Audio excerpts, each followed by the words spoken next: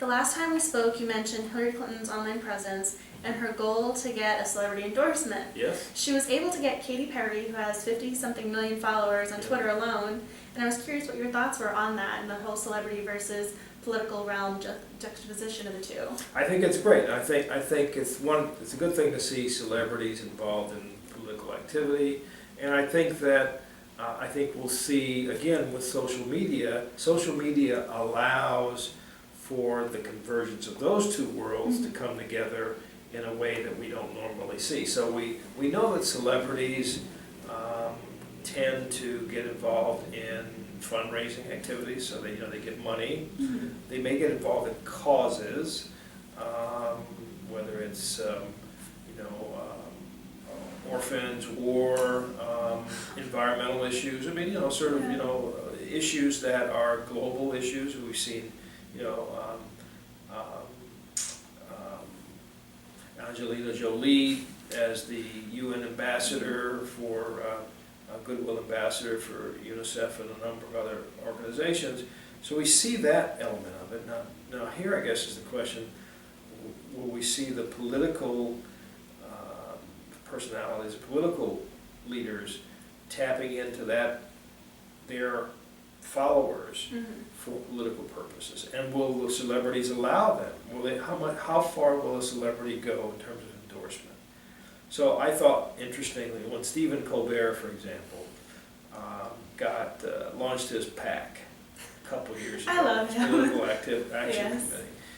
By the way, that PAC was recently questioned as to whether they even supported even one candidate. They raised all this money, did they make any contributions? That was another story. Well, at least I thought what was really interesting about him and his PAC was that he explained the whole process to people, educated them about how a PAC is started, what happens once it's in existence. And so even though it might not have endorsed a candidate, at least he taught a bunch of people about the realm of politics in a way. I loved that he did that, and I loved how it actually increased voter awareness in a way. It did, yes, it did. I mean, so Colbert, John Oliver, obviously, recently departed Jon Stewart, He's coming back to HBO though. Coming back, can't stay out too long, right? Long vacation, right? But so these are individuals who have currency with viewers, and will that currency, can that be translated into currency for or political capital for a candidate? Interesting. I don't know.